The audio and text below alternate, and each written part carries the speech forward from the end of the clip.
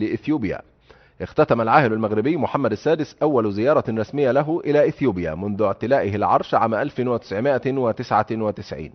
استغرقت الزيارة التي أجرى فيها ملك المغرب مباحثات مع رئيس الوزراء الإثيوبي هيلي مريم ديسالين، ووقع خلال المسؤولون المغاربة والإثيوبيين 7 اتفاقيات.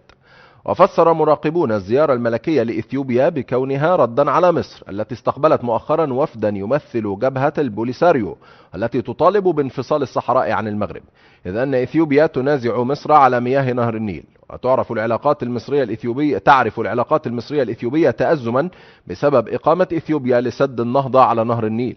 وكانت مصر قد استقبلت وفدا رسميا يمثل جبهة البوليساريو الانفصالية، وذلك للمشاركة في أعمال المؤتمر البرلماني العربي الإفريقي في شرم الشيخ. وفي سياق موازي استقبل العاهل السعودي الملك سلمان بن عبد العزيز آل سعود رئيس وزراء إثيوبيا هايلي مريم ديسالين في الرياض، وعقد معه جلسة مباحثات حول العلاقات الثنائية بين البلدين وسبل تنميتها وتعزيزها. وتزامنت هذه الزيارة مع فتور واضح في العلاقات المصرية السعودية منذ عدة أسابيع على خلفية تصويت مصر في مجلس الأمن ضد الموقف السعودي في سوريا. تبع ذلك قطع المملكة العربية السعودية للإمدادات النفطية لمصر. لمزيد من التفاصيل وللتعليق على هذه الزيارة ينضم إلي من الرباط عبد الصمد بن عباد الكاتب الصحفي المغربي. أهلا بك معنا سيد عبد الصمد. أهلا وسهلا سيدي الكريم. يعني دلالات زيارة الملك محمد إلى إثيوبيا، وهي الزيارة الأولى في هذا التوقيت تحديدا. بصراحة زيارة الملك المغربي لإثيوبيا هي زيارة كانت مبرمجة قبل أيام، غير أن صعوبات اعترضتها. هذه الصعوبات تمثلت في محاولات جزائرية، قيل ما تمت الصحافة المغربية بمحاولات جزائرية للضغط على إثيوبيا ذات العلاقة التاريخية بينها في قضية الصحراء. الجزائر وإثيوبيا يملكان تقريبا نفس الموقف في قضية الصحراء، وهي دعم جمهورية البوليزاريو الانفصالية، دعم البوليزاريو الانفصالية. هذا هو سياق الزيارة، هذا واحد. ثانيا أن المغرب حرص على العودة إلى الاتحاد الإفريقي من بوابته الكبرى، وبوابة الاتحاد الإفريقي هي عاصمته إثيوبيا، فحرص المغرب على التواجد في إثيوبيا وعلى مقابلة الرسميين الإثيوبيين في هذا الاتجاه.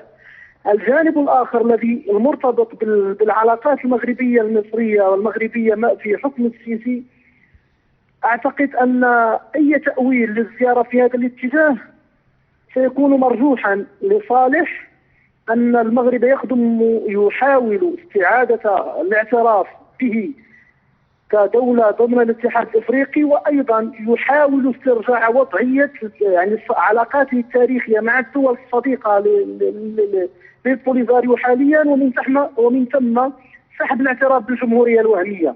هذا هو السياق. لكن العلاقة المغربية المصرية منذ السيسي لا يخفى على الناس أنها منذ انقلاب السيسي لا يخفى على الناس أنها شهدت نوعا من الفتور، وهذا راجع في كثير من وهذا يفسره كثير من المرات يعلن بشكل شبه رسمي عن زيارات متبادلة بين رئيس الدولة المغربية اللي هو الملك أو زيارة أخرى من السيسي، لكنها لا تتم.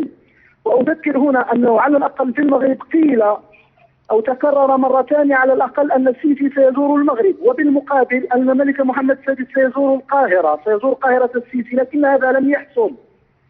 حتى أنه للذكرى في مؤتمر الدولي للمناخ COP22 الذي انعقد قبل أسبوع، لم تشارك مصر يعني بالحضور الكافي. يعني لم يمثل مصر لا وزير الخارجية ولا رئيس وزراء ولا حتى رئيس الانقلاب، مثلها فقط وزير البيئة، بما يعني شكرا جزيلا عبد الصمد بن عباد الكاتب الصحفي المغربي، كنت معنا عبر الهاتف. ونفذ على مصر حلقتنا مستمرة بعد الفاصل، فابقوا معنا.